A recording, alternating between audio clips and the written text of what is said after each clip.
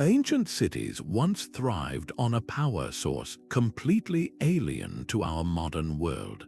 Unseen energies flowed through their stones and temples, creating systems that challenge our entire view of history. By the end of this journey, you will see the ancient world not as a primitive past, but as a potential blueprint for a sustainable future. We will investigate how a pyramid might have been a massive power generator and why some stones were moved with the vibration of sound. What forgotten truth about our own potential lies buried with these lost civilizations, these lost cities, did not hum with electricity from wires and plugs. Their power was something far more subtle, woven into the very fabric of the world around them. Think of it not as a switch to be flipped, but as a symphony to be conducted. Ancient energy systems were the art of harnessing the planet's own rhythms. This included the resonant frequency of sound waves traveling through stone, the telluric currents that flow deep within the earth, and the precise alignments to the sun and stars that bathed their structures in concentrated light. It was an energy that was everywhere for those who knew how to listen and build in harmony with it. This profound understanding shaped entire cities from the ground up. The Great Pyramid of Giza was not an isolated tomb, but potentially the heart of a vast power grid, its geometry designed to interact with the Earth's energy fields. Across the ocean, the mysterious temples of South America were positioned atop powerful geological vortices and built with stones that seemed to sing when struck. Their entire infrastructure, from the grandest plaza to the smallest chamber, was a conscious receiver and amplifier of natural forces. This was not magic, but a sophisticated application of principles we are only beginning to rediscover. To grasp the true scale of their achievement, we must first expand our definition of power itself. The Great Pyramid of Giza has silently defied explanation for millennia. Its sheer scale is staggering, but the real mystery lies in what it was designed to do. While traditional archaeology labels it a tomb, not a single mummy or burial treasure has ever been found within its grand galleries. This absence is the first clue in a much larger puzzle. Why would such a precisely engineered structure, built with millions of stone blocks, show no signs of its intended use? The walls are clean, lacking the soot stains one would expect from countless torches carried by workers and priests. This is not a place of darkness, but a structure that seems designed for a different kind of energy altogether. Modern engineers looking at the pyramid see not a sepulchre, but a machine. Researchers like Christopher Dunn have proposed a radical idea that the pyramid was a sophisticated power plant, a harmonic resonator tapping into the very pulse of the planet. Its foundation is built upon a massive limestone plateau, a natural conductor of the Earth's subtle vibrations. The inner chambers, including the so-called King's Chamber, are constructed from granite, a stone rich in quartz crystals. Quartz is piezoelectric, meaning it generates a tiny electrical charge when subjected to mechanical stress, like the constant, low-frequency vibrations of the Earth. Think of the entire structure as a tuning fork, carefully calibrated to resonate with these planetary frequencies. The pyramid's precise alignment to the cardinal directions and its specific geometry would have amplified these vibrations, channeling energy upward through its grand gallery. The result would have been a concentration of power, perhaps even a wireless transmission of energy, something we are only now beginning to understand. This was not magic, but a profound application of physics, turning a mountain of stone into a conduit for the planet's own boundless energy. From the sands of Egypt, this ancient energy puzzle leads us to another continent, where stones were softened by sound and temples were built upon powerful vortices of earth energy. The silence of the Great Pyramid gives way to a distant, forgotten hum. Far to the north, in the ancient city of Baalbek, lies a construction mystery that defies even modern engineering. Here, resting in a foundation wall, are three colossal stones known as the Trilithon. Each one weighs an estimated 800 tons. That is heavier than two fully loaded jumbo jets. The question is not just how they were quarried, but how they were moved over a mile across rugged terrain, and then lifted into place with a precision that stumps today's cranes. The local folklore holds a startling answer. Ancient texts and oral traditions speak of a different kind of technology.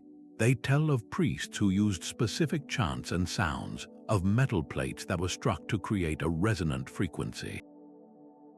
According to the legends, these sounds did not just move the stones, they made them weightless. The massive blocks would lose their immense heft, gliding through the air as if they were mere barges on a calm river. This idea of acoustic levitation moves from myth into the realm of plausible physics when we examine the properties of sound itself. Every object, from a wine glass to a block of granite, has a natural resonant frequency, a specific pitch at which it vibrates most strongly. If you can match that frequency with enough power, you can induce a state of harmonic resonance. In theory, a powerful, focused sound wave could create a standing wave, a pattern of pressure nodes where the force of gravity is effectively countered. The stone would be cradled in a pocket of acoustic force, allowing it to be guided and positioned with minimal physical effort.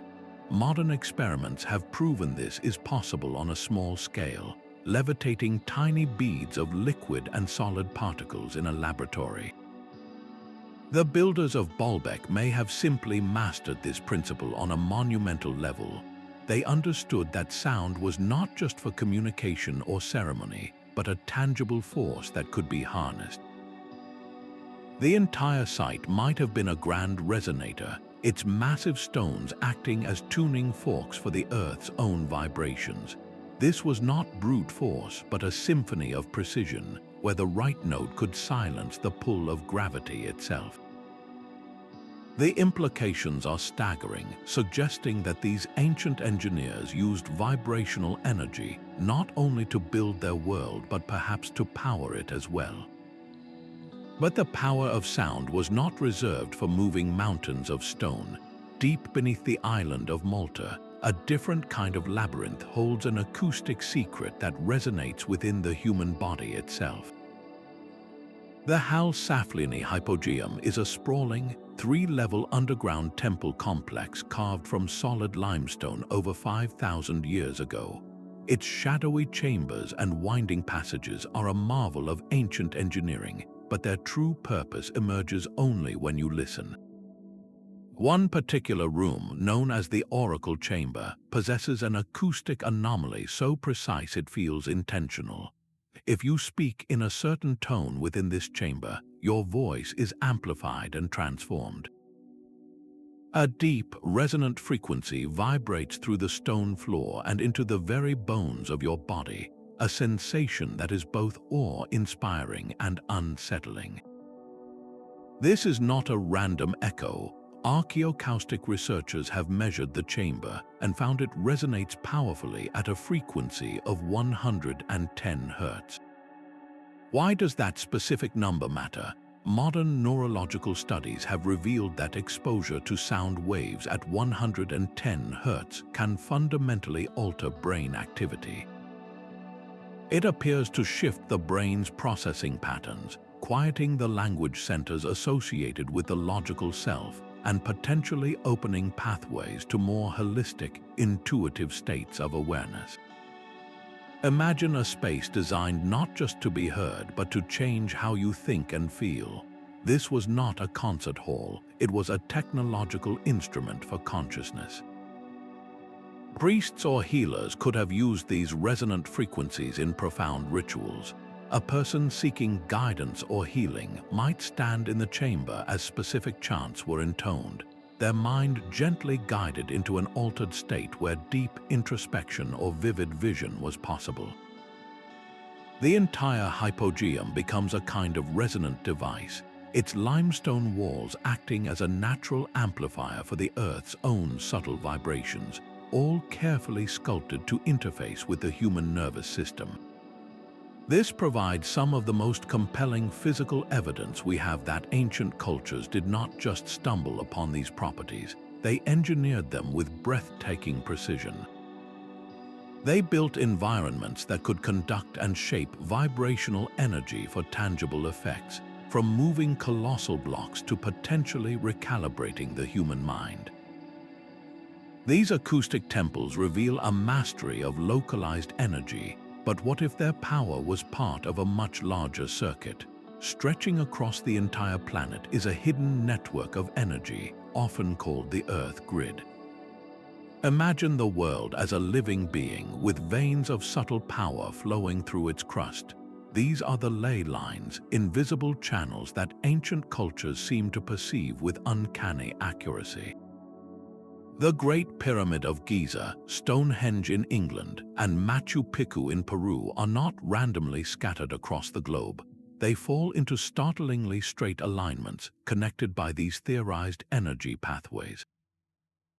This is more than a curious coincidence of geography. At these sacred sites, scientists have measured distinct geomagnetic anomalies. The Earth's magnetic field is not uniform, and at these nodal points, the field is often stronger or behaves in unusual ways. Flowing alongside these magnetic variations are telluric currents, which are natural electrical flows that course deep within the Earth's crust, much like the currents in our own nervous system. The radical idea is that our ancestors did not just build on these spots by chance.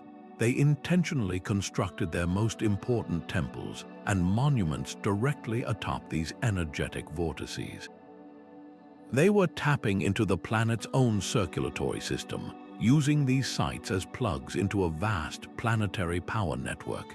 This practice of aligning structures with the Earth's subtle energies is known as geomancy, a sophisticated science of placement that balanced architectural genius with a deep ecological awareness. The goal was to create a resonance between the building and the land, turning each stone circle or pyramid into an amplifier for the Earth's natural power. This global grid suggests a forgotten chapter in human history, where disparate cultures were potentially united by a shared understanding of the world's invisible energy landscape. One civilization, however, left behind stunningly clear evidence of this practice, carving their entire city to harness the force of water itself. Standing tall against the Egyptian sky, the obelisks were far more than simple monuments.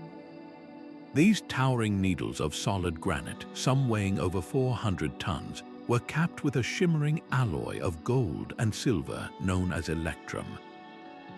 Why would such a precious and conductive metal be placed at the very apex of these colossal stones? Modern material science offers a fascinating clue. Granite is rich in quartz crystals, a substance we now know is piezoelectric. This means it generates a small electrical charge when squeezed or subjected to vibration. Now consider the environment of ancient Egypt. The intense heat of the sun would cause the massive stone blocks to expand during the day and contract at night, creating constant, subtle mechanical stress. The daily heating and cooling, combined with the deep vibrational hum of the Earth itself, could have turned these obelisks into passive power generators, constantly producing a low-level electrical field. The electrum cap would then act as a terminal, a focal point for collecting and perhaps even discharging this accumulated charge into the atmosphere. Their strategic placement starts to make a new kind of sense. They were often positioned in pairs at the entrances to major temples like the Carnac complex and lined the banks of the Nile. The river itself, a massive conductor of water flowing through the desert, may have been an integral part of this system. Could these obelisks have been a network of crystalline antennas designed to tap into the Earth's energy and distribute it wirelessly to the temples and cities? They would have interacted with the planet's magnetic field and the electrically charged upper atmosphere, the ionosphere, potentially creating a circuit between the Earth and the sky.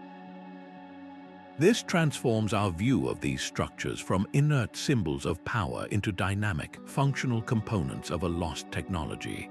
They were not just honoring the sun god Ra, they were actively working with the sun's energy, converting its thermal pulse into a usable force.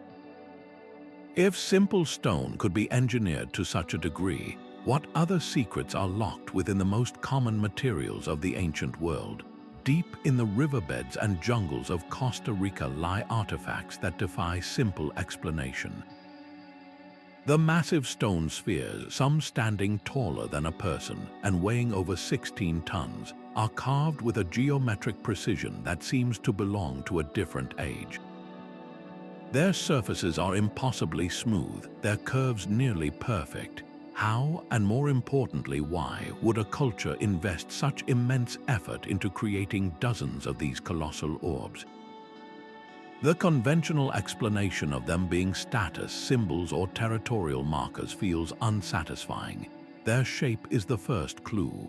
A sphere is the most efficient shape in nature for containing and distributing energy, a form of perfect equilibrium. This has led researchers to a radical theory.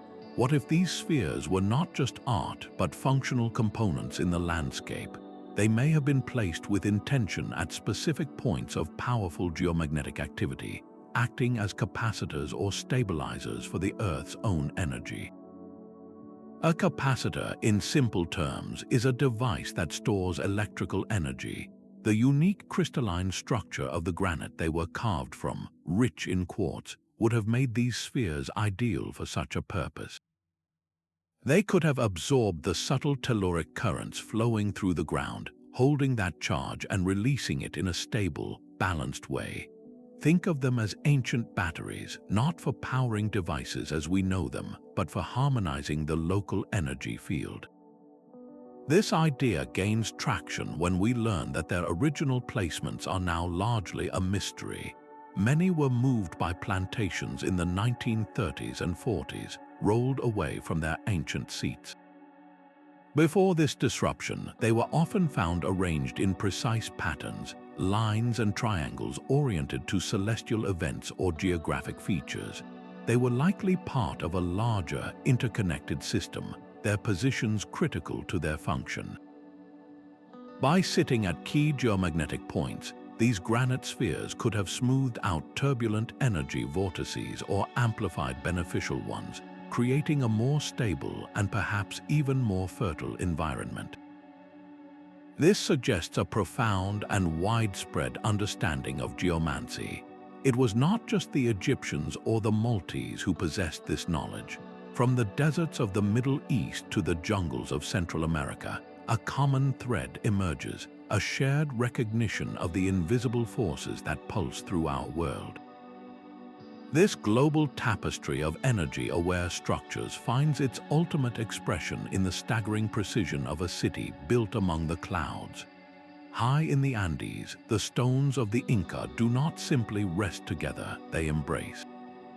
At sites like Sacsayhuaman, colossal blocks weighing hundreds of tons are locked in a puzzle of such perfection that the seams between them have vanished, defying not just time but the very blade of a knife. For centuries, we marveled at this craftsmanship, assuming its purpose was purely architectural, a defense against the relentless earthquakes that shake the mountains. But the true genius of this construction may resonate at a far deeper level. The incredible precision creates more than just physical stability, it forges an unbroken chain. Each perfectly fitted joint eliminates air gaps, allowing for the seamless transfer of vibrational energy across the entire wall. Instead of a collection of individual blocks that would grind and clash during a tremor, the structure moves as one monolithic unit, dissipating the Earth's violent shocks harmoniously. This is not just earthquake-proofing, it is a form of acoustic engineering on a grand scale. Yet the potential goes beyond mere dampening. The tight joints could have created a continuous network, a literal circuit of stone for conducting the subtle telluric currents that flow through the ground. The Incas selectively used specific types of stone like andesite, which is rich in crystalline structures. These crystals can act as natural semiconductors, capable of channeling the Earth's low-level electrical energy. Imagine these walls not as inert barriers, but as a living grid with energy flowing seamlessly through the interconnected stones, perhaps powering rituals or enhancing the spiritual atmosphere of the site. This fusion of immense durability and potential energy channeling represents a pinnacle of ancient geomancy. The stones were not just cut to fit, they were chosen and placed to become one with the mountain's own energetic pulse. This profound understanding of stone and energy finds its logical extension in another, even more fluid element of their empire. The same culture that mastered solid rock also orchestrated the flow of water with a brilliance that echoes their stonework, suggesting a unified theory of harnessing the planet's natural forces. The fluid genius of the Incas finds a powerful echo in the arid highlands of Bolivia. At Tiwanaku, a city that predates the Inca by centuries, the ground tells a story not just of stone but of water. Woven throughout the monumental ruins is an intricate web of canals, pools, and underground conduits, far more complex than mere irrigation would demand. The true purpose of this hydraulic labyrinth may have been to generate power. When water is forced through precisely engineered channels, it does not flow in silence. It creates pressure, turbulence, and vibration. The specific geometry of these stone canals could have been designed to amplify these vibrations, turning the entire network into a massive hydro-acoustic resonator. The flowing water would have set the very stone walls humming with a constant, low-frequency pulse. This is where the material of Tiwanaku itself becomes critical. Many of these structures are built from andesite, a volcanic rock rich in quartz crystals. As we have seen, quartz is piezoelectric. It generates electricity when squeezed or vibrated. So, the relentless push of water through the canals would have provided the mechanical stress, and the quartz-rich stone would have converted that stress into a subtle, yet measurable, electrical charge. This was not a system to water crops but to electrify the city. The entire complex becomes a living circuit, with water as the driving force and stone as the generator. The proof of this integration is carved in stone at the site itself. The famed Sun Gate, a monolithic portal of staggering weight, is not an isolated monument. It is strategically positioned in relation to these water channels. Could the gate have been more than a ceremonial calendar? What if it was a central terminal, a focal point where the hydro-acoustic energy collected from the network was concentrated and perhaps even distributed? The alignment is too precise to be accidental. It suggests a unified design where architecture, hydrology, and acoustics worked in concert. Water was not a passive resource for these builders. It was an active, dynamic component in a grand technological scheme. This mastery of hydraulic force for something beyond sustenance reveals a sophistication that ripples across continents, connecting to another empire that turned water into its lifeblood. The desert city of Petra reveals another layer of ancient genius, carved not just in its iconic facades but deep within the rock itself. The Nabateans engineered a hidden network of subterranean aqueducts and channels, a labyrinth of flowing water that defied the arid landscape. This was far more than a simple plumbing system for survival.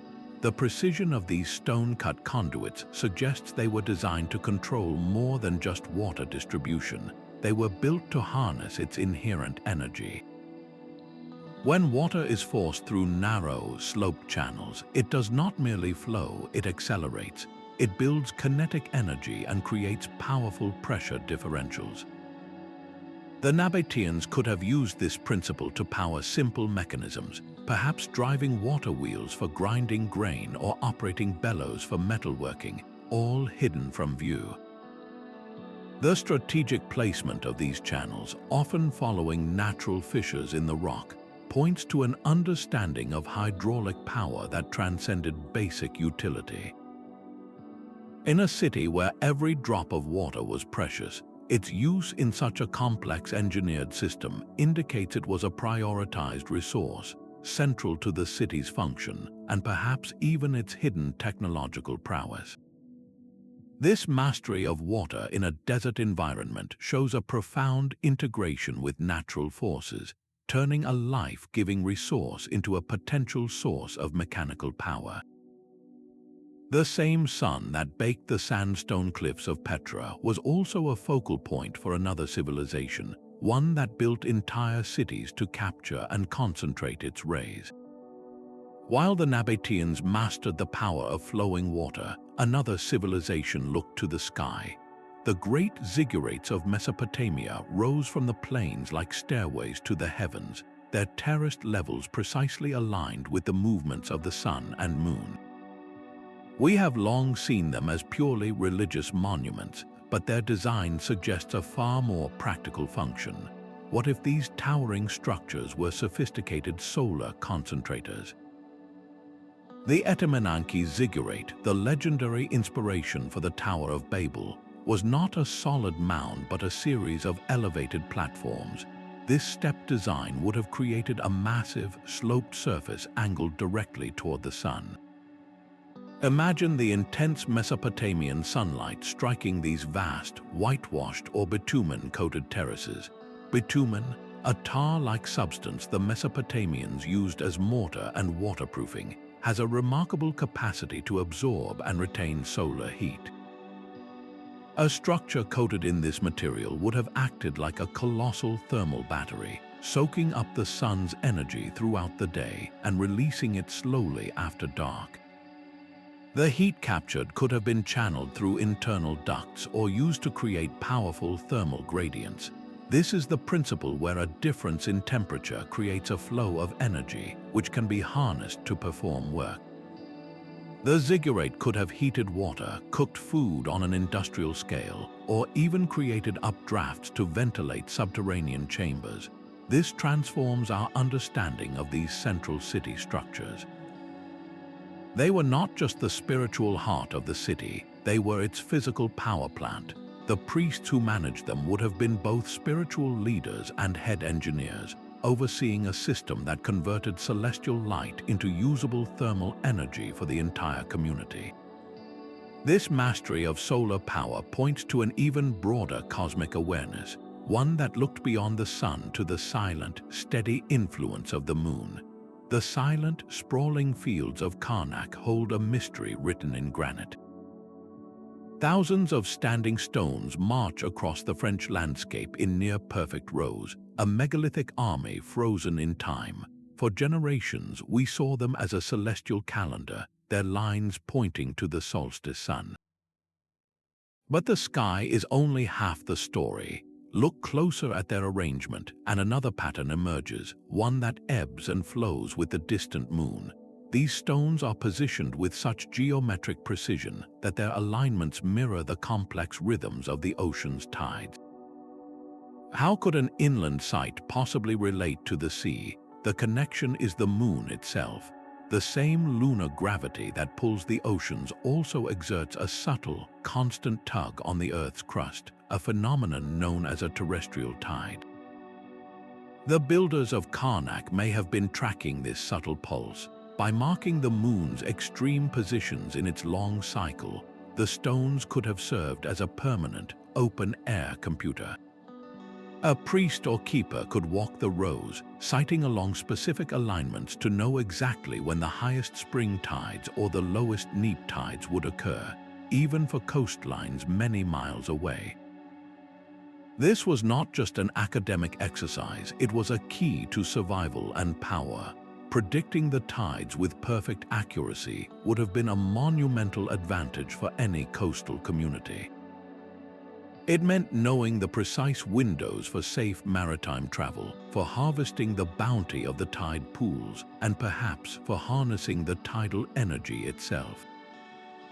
Imagine constructing simple tidal traps or water wheels in estuaries, their operation timed perfectly to the lunar calendar encoded in the stones. The sheer scale of Carnac, with its thousands of stones raised over generations, speaks to a communal effort of staggering dedication, all rooted in a deep, rhythmic understanding of their world. This was environmental mastery on a grand scale, treating the moon not as a distant god, but as a practical partner in energy and ecology. Yet the true revolution lies not just in what they built, but in what they built with, revealing a secret hidden within the very stones they used. A single artifact can shatter the timeline of human history. In 1852, workers blasting rock near Dorchester, Massachusetts, made a discovery that still defies explanation. They split open a solid block of prehistoric pudding stone, and embedded within it was a metallic, bell-shaped vessel. This object, known as the Dorchester Pot, was found in rock strata dating back hundreds of thousands of years, a time when no known human culture possessed such technology. The vase was crafted from a zinc and silver alloy, with intricate inlays of pure silver depicting a stylized vine and flowers. The craftsmanship was exquisite, the metalwork precise.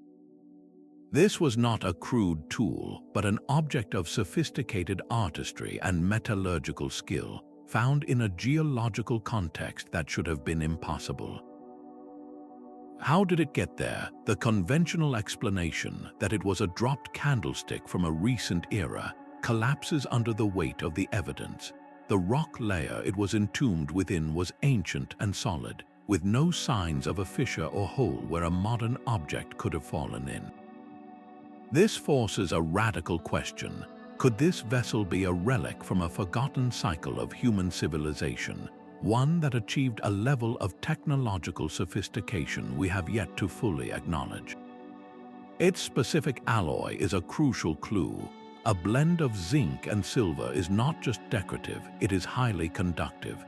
This combination of metals suggests a potential function beyond mere ceremony. What if the Dorchester Pot was not a simple urn, but a component in a larger system?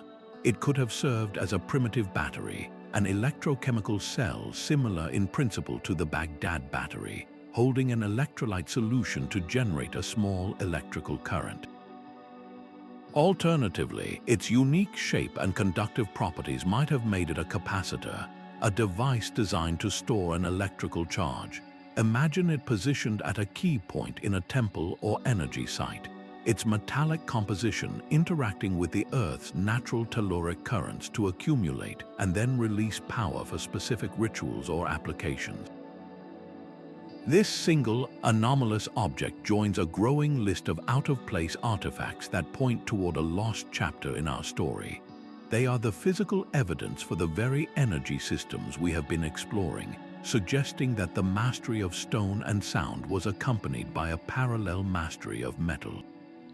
If such knowledge existed, what became of it? The disappearance of these advanced techniques leads us to the final, and perhaps most poignant, mystery of all. The descriptions from India's ancient past soar into the realm of the seemingly impossible. Within the Sanskrit epics, the Mahabharata and the Ramayana, lie accounts of celestial chariots known as Vimanas, vehicles capable of incredible speeds and maneuvers that sound less like myth and more like advanced aerospace engineering. These are not vague mentions, but detailed descriptions found in later texts like the Vaimanika Shastra, which delves into their construction and operation. The text speaks of specific power sources, including Mercury vortex engines, systems that used rotating or heated mercury to generate lift and propulsion. To the modern ear, this sounds like pure fantasy, yet the underlying principle is not entirely alien. Mercury, a liquid metal, possesses unique properties, including high density and conductivity. When subjected to rapid rotation or heat in a sealed chamber, it can create powerful vortices and pressure differentials. In theory, such a system could manipulate gravitational or electromagnetic fields, potentially creating a field of influence around the craft. The texts describe these Vimanas as being built from specific light yet strong alloys, their shapes designed to be aerodynamically sound, and their operation dependent on a pilot who had mastered the control of this subtle energy. This was not magic, but a proposed technology rooted in a different understanding of physics, one where energy and matter were intimately linked. The controversy surrounding these texts is immense, with many scholars dismissing them as later inventions or allegorical stories. Yet the sheer specificity of the accounts gives one pause. They describe not just flight, but the effects of flight on the human body, detailing how pilots needed protective clothing and special diets to withstand the G-forces and energies involved. This level of detail moves beyond simple mythology into the territory of operational manuals. These accounts force us to reconsider the linear path of human progress. We assume technology evolves in a straight line from simple to complex, but what if history is cyclical? What if these texts are the fragmented echoes of a lost epoch, a time when humanity's understanding of energy converged with a practical, technological application that we have since forgotten? They challenge the very foundation of our historical narrative, suggesting that the mastery of planetary energy may have once extended into the skies themselves. If such knowledge existed, its physical traces would be fragile, but another form of evidence might survive in the chemical composition of the artifacts they left behind. The quiet hum of a Vimana's engine finds a strange, grounded echo in a simple clay pot. In the basement of the National Museum of Iraq sits a collection of unassuming artifacts that have sparked one of the most heated debates in archaeology. Known as the Baghdad Batteries, these objects consist of a terracotta jar, a copper cylinder, and an iron rod, all sealed together with an asphalt plug. If you were to fill such a jar with an acidic electrolyte, like grape juice or vinegar, something remarkable happens. A chemical reaction occurs between the two different metals, generating a small but consistent electrical charge. Replicas of this setup have been shown to produce just over 1 volt of electricity. Now, a single volt is not enough to power a light bulb, but it is more than enough for one specific, transformative task: electroplating. This is the most compelling theory for their use. The process of electroplating involves using an electrical current to bind a thin layer of a precious metal, like gold, onto the surface of a less valuable object, such as silver or copper. Imagine an artisan in ancient Mesopotamia dipping a silver statue into a special solution, connected by wires to one of these clay jars. A small, steady current would flow, causing atoms of gold from the solution to gracefully migrate and adhere to the statue's surface, creating a flawless, durable gilding. This explains the existence of exquisitely gold-plated artifacts from that era, objects whose fine, even coating has long puzzled historians who could not explain how it was achieved without some form of electricity. The battery provides that missing link. It suggests that the knowledge of electrochemistry was not a modern discovery, but an ancient craft. The implications ripple outward far beyond a single workshop. What if these cells were not used in isolation? A single jar produces a modest charge, but what happens when you connect dozens or even hundreds of them together in a series? The voltages would add up, creating a significant power source. Could a bank of these batteries have been housed within a temple, providing a continuous low-level current that interacted with the building's own resonant properties? The subtle flow of electricity through conductive stones or metal fittings might have enhanced rituals, created strange luminous effects in certain gases, or even powered devices we can no longer conceive of. This transforms our view of the ancient world from a place of silent stone to one humming with subtle, managed currents. These jars are not just curiosities, they are physical proof of a forgotten branch of science. They demonstrate that the manipulation of energy was not confined to grand planetary forces, but was also mastered on an intimate, electrochemical scale. This tangible evidence of ancient electrical knowledge forces a difficult question. If this technology was real, why did it vanish from history without a trace? The legends of the crystal skulls weave through Central American folklore, a tale often dismissed by modern archaeology. Yet beneath the layers of mystery and known hoaxes lies a fascinating possibility rooted in pure physics. What if these objects were not merely artifacts but sophisticated devices? The most compelling skulls are carved from a single block of pure quartz crystal. Quartz, as we have seen, is piezoelectric.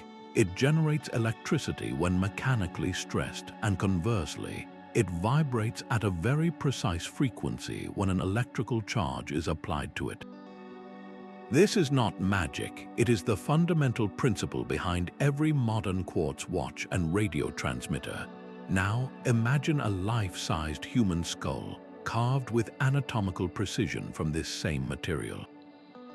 The shape of a skull, with its hollow cavities and specific angles, is a natural resonator. A precisely carved quartz skull could be tuned to specific vibrational frequencies, much like a radio is tuned to a specific station.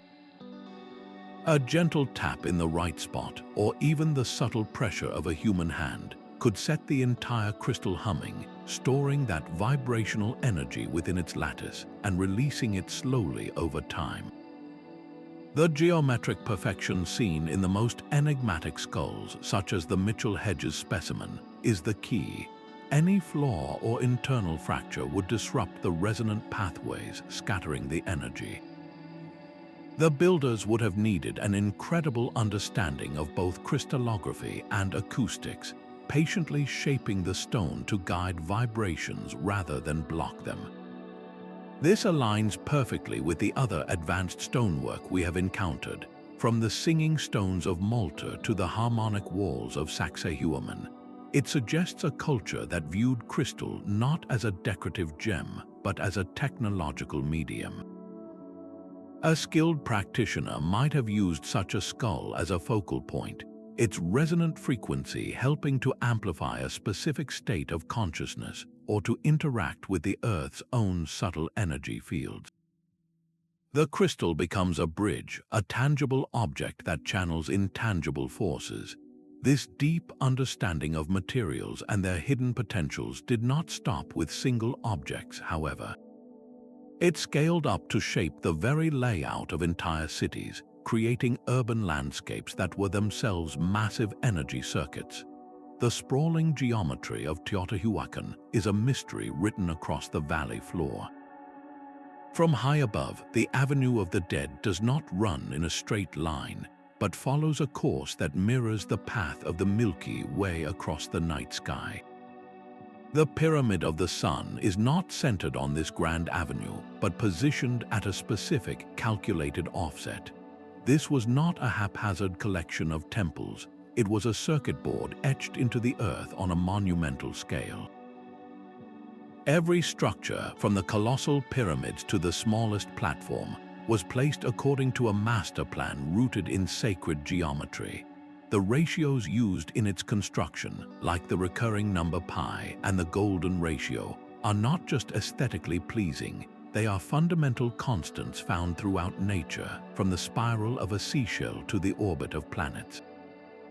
The builders of Teotihuacan were not just decorating their city, they were tuning it, using these universal proportions to create a resonance with the natural world. The Pyramid of the Sun itself sits directly over a massive cave system and a spring, a source of flowing water that would have generated telluric currents and subtle vibrations.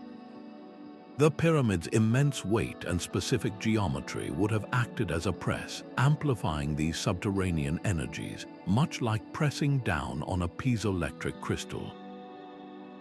The entire city, with its precise alignments and sacred ratios, becomes a single, integrated device designed to harvest and harmonize the Earth's power. This was energy-conscious urban planning on a scale we can barely comprehend today, where the well-being of the population was intrinsically linked to the energetic health of the place they lived. Streets and plazas were not just for transit and commerce, they were conduits channeling this amplified energy throughout the community. The sheer, undeniable intentionality behind such a feat forces a profound question. Who were the master architects behind this grid? What unified source of knowledge could have guided the placement of millions of tons of stone with such cosmic awareness? The silent stones and scattered artifacts we have explored are fragments of a grander library, one not built of books but of lived knowledge, yet the most famous repository of all met a fiery end. The burning of the Library of Alexandria was more than the loss of scrolls, it was the shattering of a global brain. Within its halls, the geometric secrets of the pyramids likely met the acoustic charts of the Mediterranean, and the hydraulic theories of Mesopotamian engineers were debated alongside Vedic texts describing the flow of prana, the vital energy of the universe. Scholars like Archimedes and Eratosthenes did not work in isolation. They were part of a collaborative network that stretched from India to Spain, all drawn to this single, luminous center. We can only speculate on the specific texts that turned to ash, treatises with titles like On the Resonance of Stone or The Telluric Currents of the Earth. Their contents hinted at only in fragmented references within surviving works. The Roman architect Vitruvius, for instance, wrote of the mysterious-sounding stones used in ancient theaters, devices that amplified voices using principles we are only now rediscovering. How many more detailed manuals on such technologies were lost forever in that single conflagration? This was not merely a setback for history, it was a catastrophic severing of our collective memory. The destruction of the library may have erased the foundational principles that connected all these disparate energy systems, the unified theory behind the harmonic pyramids, the singing temples, and the electrochemical cells. The knowledge did not simply fade, it was violently excised, plunging the Western world into a long period where such concepts were relegated to myth and superstition. This historical tragedy reveals a haunting truth that advanced understanding is a fragile flame, easily extinguished by conflict and chaos. But the search for this lost wisdom did not end with the library's ashes. It simply moved underground, hidden in plain sight within the very structures we have been exploring, waiting for a time when we would be ready to listen to their silent song once more. Beneath the clear, blue waters off the coast of Yonaguni lies a mystery that challenges the very floor of our history. A massive, tiered structure emerges from the seafloor, its sharp angles and perfect terraces standing in stark contrast to the natural rock around it. For decades, geologists and archaeologists have been locked in a quiet debate. Is this a stunning example of natural sandstone erosion, sculpted by relentless ocean currents over millennia? Or are we looking at the sunken remains of a man-made complex, a monument to a civilization lost to a rising sea? The symmetrical staircases, the perfectly circular holes that look like they were drilled for pillars, and the straight, clean channels that run along its surface all whisper of intelligent design. If human hands did carve this place, its form suggests a function far beyond a simple temple or plaza. The terraces and channels are positioned directly in the path of powerful ocean currents. This precise orientation could have transformed the entire structure into a massive tidal energy converter. Imagine the force of the water being funneled through those narrow, stone-cut channels, accelerating and creating immense pressure, perhaps driving turbines or activating acoustic resonators within the rock itself. The location itself is a key piece of evidence. This area is one of the most seismically active on the planet, a place where the Earth's energy is constantly, violently expressed. An advanced culture might have chosen this very spot to tap into that raw, subterranean power, using their structure as a grounding point or a resonator for the planet's deep tremors. The implications are as deep as the water that now covers it. If Yonaguni is artificial, it pushes advanced coastal engineering back thousands of years to a time when sea levels were dramatically lower. It suggests a society that not only built with the land but mastered the rhythm of the ocean, turning the endless pulse of the tides into a source of sustainable power. This underwater enigma forces us to look up from the seafloor and consider the other great fluid that surrounds us, the very air we breathe. The ancient world's dialogue with the earth often rose from the ground itself. High on the slopes of Mount Parnassus, the Temple of Apollo at Delphi housed the most famous oracle of the classical world. For centuries, petitioners from across Greece sought the prophecies of the Pythia, the priestess who would sit upon a tripod over a deep chasm in the rock. Ancient sources describe a sweet-smelling vapor, a pneuma, rising from this fissure, which would send the Pythia into a trance state, her cryptic utterances translated by attending priests. For a long time, historians dismissed these accounts as pure mythology, the imaginative fabric of a superstitious age. But then, geology intervened. Modern surveys of the site confirmed that Delphi sits directly atop two intersecting fault lines. These deep cracks in the Earth's crust did more than just make the area prone to earthquakes. They acted as a conduit for subterranean gases. Researchers have proposed that the described pneuma could have been ethylene, a hydrocarbon gas known to have a sweet, pleasant odor. In low concentrations, ethylene is a potent psychoactive agent capable of inducing a detached, trance-like state, disorientation, and vivid visions. The geological exhaust pipe was real, yet what if the prophetic trance was just one application of this powerful natural feature? The temple was not merely built near the fissure, its entire layout was engineered around it. The Aditon, the inner sanctum where the Pythia sat, was a subterranean chamber, effectively bottling the rising gases to concentrate their effect. This was not a random sacred spot, it was a sophisticated capture system. Think of the entire temple complex as a device designed to interface with the planet's respiratory system. The same geological forces that released these mind-altering vapors would also have generated powerful telluric currents and piezoelectric effects in the surrounding rock, creating a zone of intense and unusual energy. Could the priests have understood that the oracle's power was tied to a much larger, invisible system? The prophecies may have been the most dramatic output, but the energy itself was the true resource. This represents the ultimate fusion of the spiritual and the technological, where a natural geological process was not just revered, but actively harnessed and integrated into a structured practice.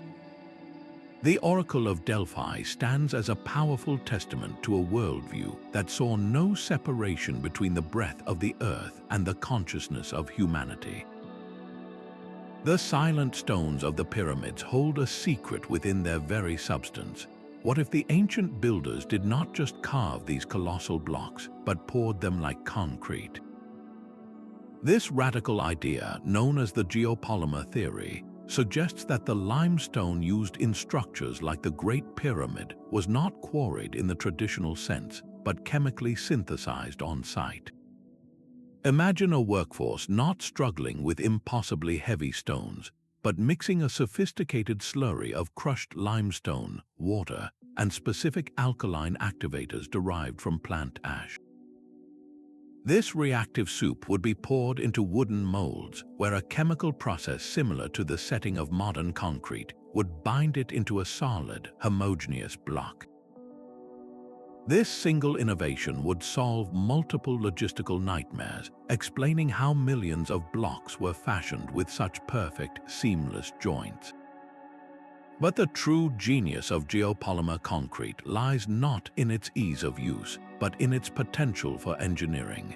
When you cast a stone instead of carving it, you gain a profound level of control over its final properties. You can mix in specific additives to alter its physical characteristics. What if the builders blended in quartz crystals or metallic ores to enhance the stone's natural piezoelectricity, turning each block into a more efficient energy generator? You could create blocks with precise internal channels or cavities, designing them to resonate at specific frequencies like the chambers of a flute.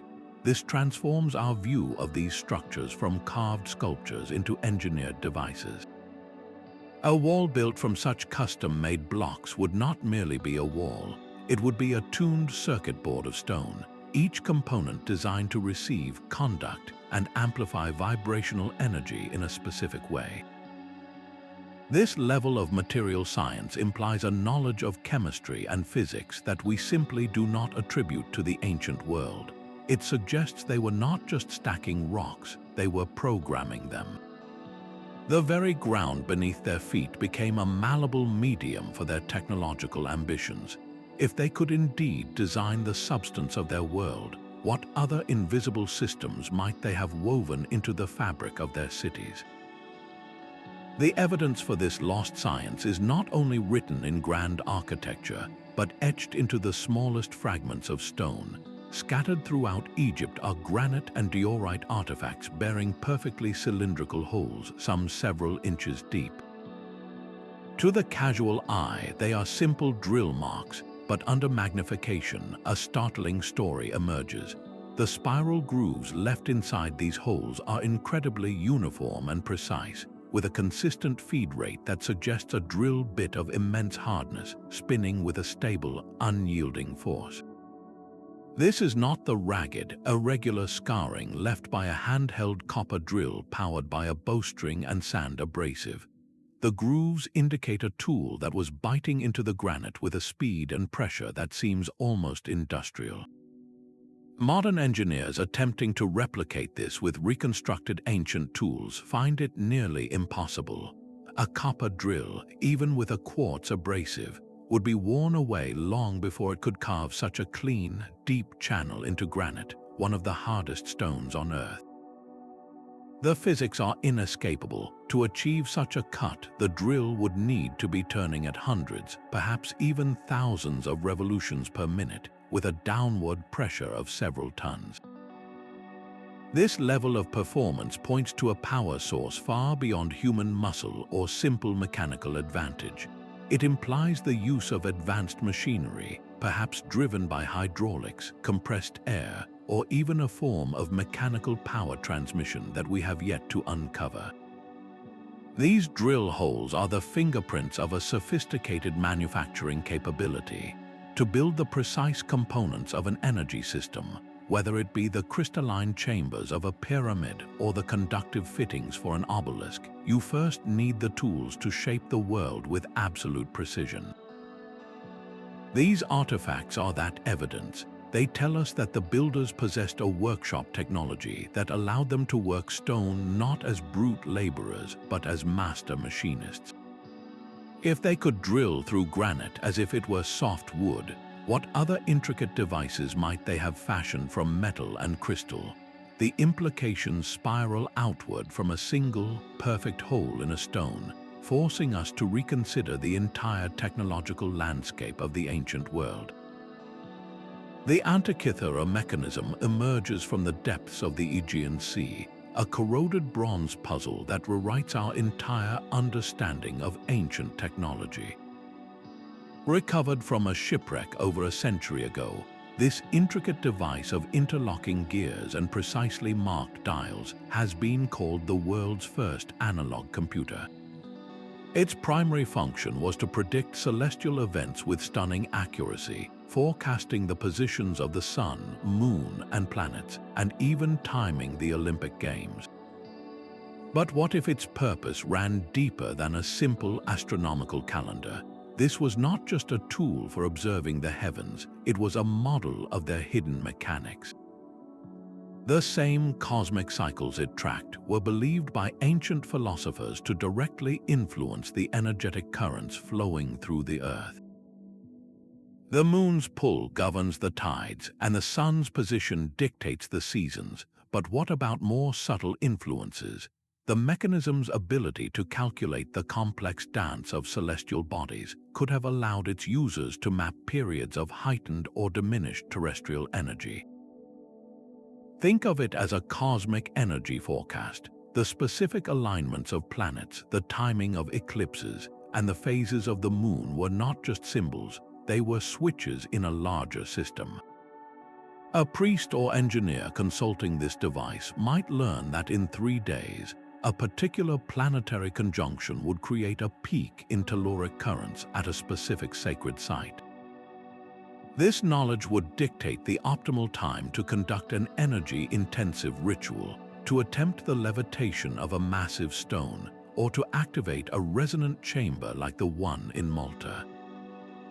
The 37 precise gears within the mechanism, including a differential gear previously thought to have been invented in the 16th century, did more than move hands on a dial. They physically embodied mathematical relationships, modeling the harmonic rhythms of the cosmos itself. This device stands as undeniable proof that the ancient world achieved a level of mechanical sophistication we never imagined, and its likely purpose reveals a world where technology and celestial energy were inseparable partners in a grand, interconnected system.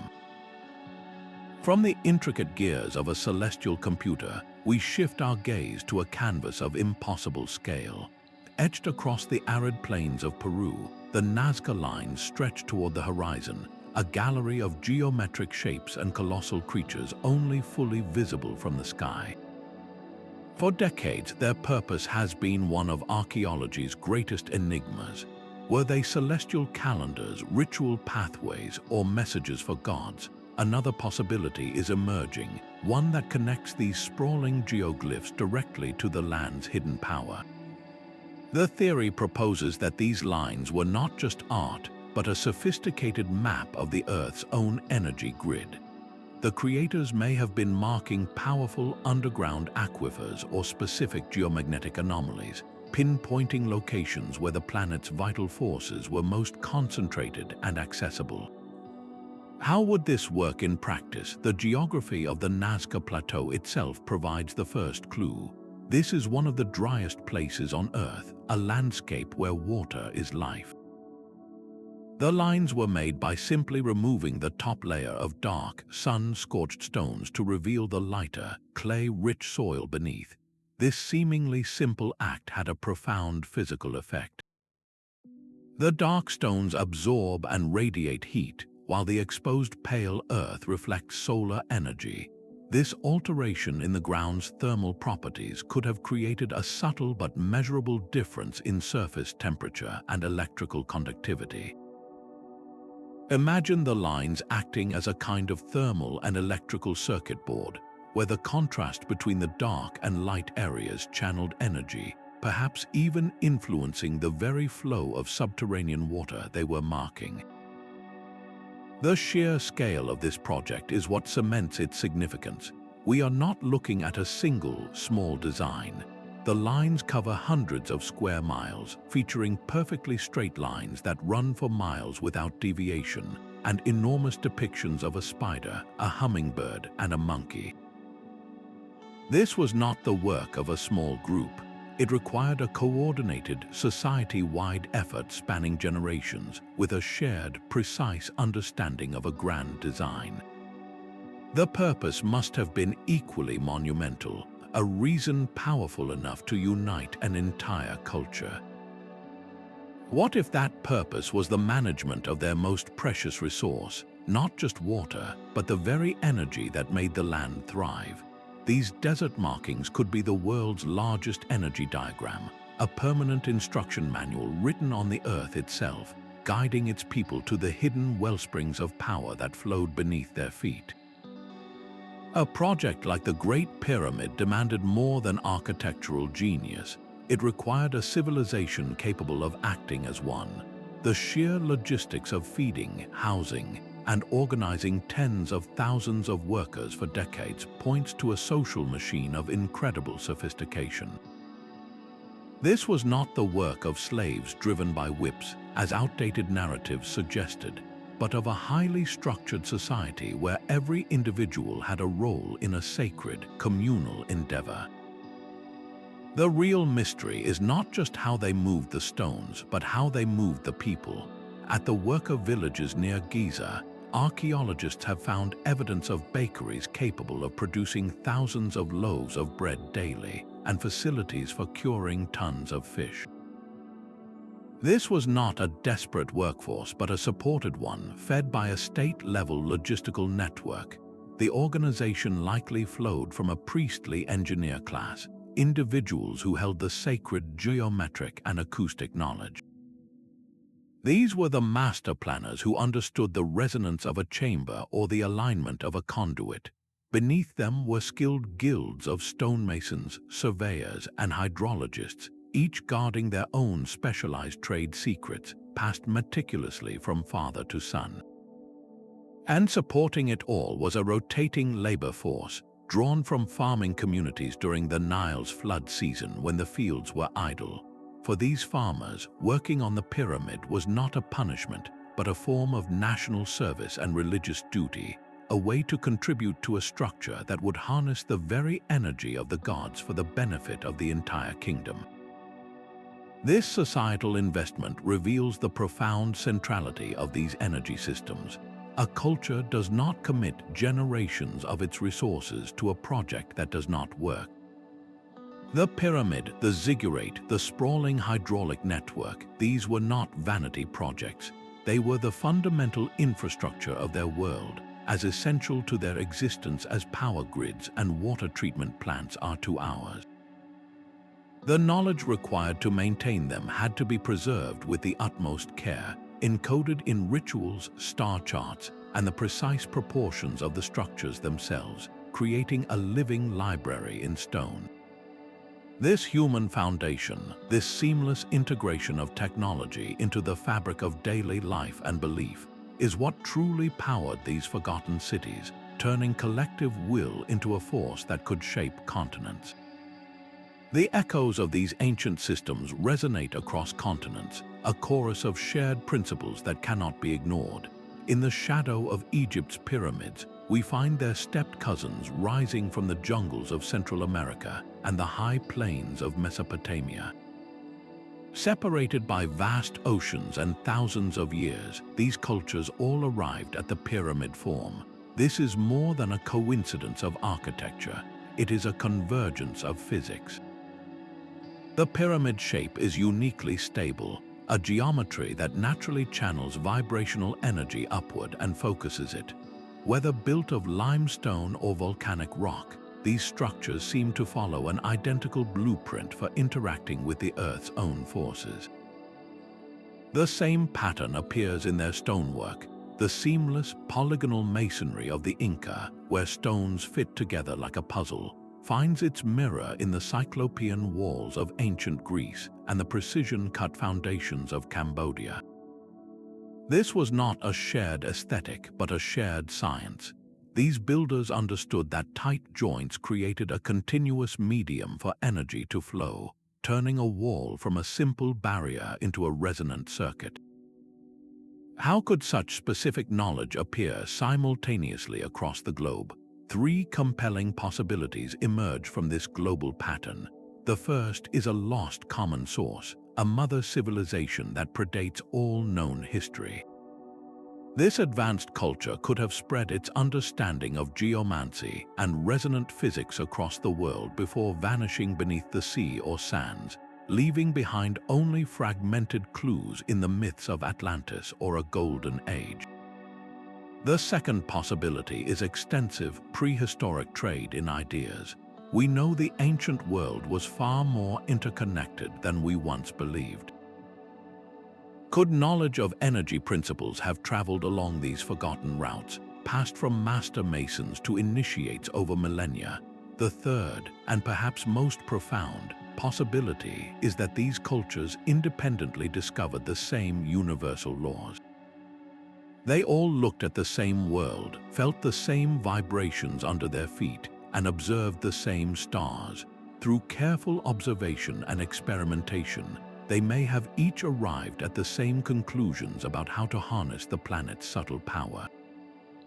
This suggests that the principles of Earth energy are not a secret technology, but a fundamental aspect of reality, waiting to be understood by anyone who looks closely enough. The true connection, then, might not be a single lost library or a sunken continent, but something innate to humanity itself. Our ancestors, regardless of their location or epoch, possessed a deep, intuitive connection to their environment. They learned to listen to the hum of the earth, to feel the pull of celestial bodies, and to build in harmony with these rhythms. This was not a magic they possessed, but a sensitivity they cultivated. The pyramid, the resonant chamber, the stone sphere, these were not inventions in isolation. They were the logical outcomes of a universal human quest to tap into the energy that animates the world. Recognizing this shared legacy transforms these scattered ruins from isolated curiosities into chapters of a single, global story. It deepens the central mystery, pointing not to a lost people, but to a lost potential within ourselves. The silent stones are finally finding their voice in the language of modern science. For decades, the theories surrounding ancient energy systems were confined to the fringes of archaeology, dismissed as speculative fantasy. But that is changing rapidly. Researchers are now entering these ancient sites not with shovels alone, but with an arsenal of sophisticated tools. Ground-penetrating radar maps, hidden chambers, and subterranean water channels we never knew existed, revealing the intricate internal anatomy of these structures. Resonance imaging devices measure the subtle vibrational frequencies within chambers like the Oracle Room in Malta, confirming their precise acoustic tuning. In laboratories, material analysis of stones from the Great Pyramid and Tiwanaku confirms the high quartz content, quantifying their natural piezoelectric potential. We are no longer just guessing, we are gathering data. The entire field of archaeoacoustics was born from this quest, dedicated to measuring the sonic properties of ancient spaces. Scientists have placed speakers and sensors in pyramids and temples, demonstrating how these structures can amplify certain frequencies and dampen others, creating soundscapes that directly affect human brainwave patterns. The 110 Hz resonance in the Hypogeum is no longer a curious anecdote. It is a measurable neurological trigger. Similarly, the study of telluric currents has moved from esoteric theory to geophysical survey. Instruments placed at sites like Carnac and the Nazca Plateau detect anomalous fluctuations in the Earth's magnetic field and electrical conductivity, precisely along the alignments of stones and lines. These are not phantom energies, they are quantifiable currents that the ancients seem to have built directly upon. This growing body of evidence does not prove every wild claim, but it validates the core premise that these cultures possessed a profound, practical understanding of their environment's hidden forces. They were master physicists who worked with the materials and principles available to them turning entire landscapes into sophisticated technological instruments. Our journey through these mysteries ultimately brings us to a single, inescapable reflection. If our ancestors could achieve such harmony with the planet's natural energy, what does that say about our own potential today? Our journey through these silent cities and humming stones reveals a pattern too profound to ignore. We have walked the grand gallery of the Great Pyramid, felt the resonant hum in Malta's underground chambers, and traced the water channels of Tiwanaku.